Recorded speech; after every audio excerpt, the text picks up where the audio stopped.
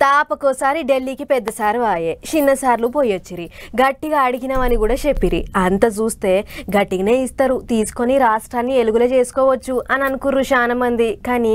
ఆఖరికి పైసల మంత్రి నిర్మలమ్మ తెలంగాణ పేరు కూడా నోటెంట వలకలేదు అందుకే తెలంగాణ లీడర్లంతా ఇప్పుడు మస్తు ఉడుకు మీద ఉన్నారు మేమేం పాపం చేసినాం అని మైక్ల ముంగట్టుకొచ్చి ముచ్చట్లు గట్టిగానే చెప్తుర్రు అట్లనే అసెంబ్లీ మీటింగ్ కూడా జోరుగా నడిచింది పాండ్ర చూద్దాం తెలంగాణ అంటే సెంటర్ వాళ్ళకు గంతనాదానైనమా నిర్మలమ్మ పద్దుల పేరు కూడా వినిపించలేదు గిట్టనేనా చేస్తే అని లీడర్లంతా అసెంబ్లీలో గట్టిగానే గరమైనరు ఇక చెయ్యి పార్టీ వాళ్ళు పువ్వు పార్టీ వాళ్ళు అసెంబ్లీలో మాట్లాడు కాదు ఢిల్లీలో కొట్లాడాలి అన్నట్టు మాట్లాడినరు కారు పార్టీ వాళ్ళు లీడర్ల నడుమ మాటల యుద్ధం గట్టిగా నడిచింది మాజీ సీఎం కేసీఆర్ సారు మీటింగ్లకు వస్తలేడు ఏంటికి అట్లా చేస్తానని సీఎం రేవంత్ సారు గట్టిగా అరుచుకున్నాడు దానికి మేమున్నాం కదా చాలు అన్నట్టు మాట్లాడిండు మాజీ మంత్రి కేటీఆర్ సారు అంతేకాదు ఇద్దరికి గట్టిగానే పడ్డది లడాయి ఆయన మంత్రి చేయలే ఈయన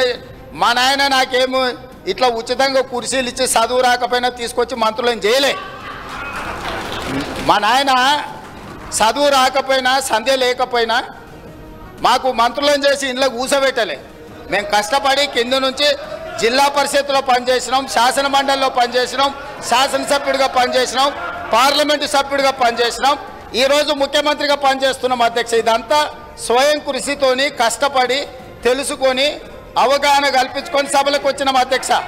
అయ్య పేరు తాత పేరు చెప్పుకొని ఇందులోకి రాలేదు కాబట్టి దయచేసి వివాదాల వైపు చర్చ వద్దు సీఎం సారు ముచ్చట్లకు మాజీ మంత్రికి గట్టిగానే కోపం వచ్చింది ముఖ్యమంత్రి గారికి సహనము సంయమనము ఓపిక ఉండాలి అధ్యక్ష మాటి మాటికి ఓపిక కోల్పోయి ఈ రన్నింగ్ కామెంటరీ అవసరం అధ్యక్ష నేను కూడా అనొచ్చు అధ్యక్ష పేమెంట్ కోటాలో ముఖ్యమంత్రి పదవి కొట్టేసిన నేను కూడా అనొచ్చు మాట్లాడడం మేము కూడా మాట్లాడతాం అయ్యల పేర్లు చెప్పి పదవులు అంటే రాహుల్ గాంధీని అంటుండా రాజీవ్ గాంధీని అంటుండా నాకు తెలియదు అధ్యక్ష ఎవరిని అంటుండ అధ్యక్ష ఆయన ఎవరి గురించి మాట్లాడుతున్నాడు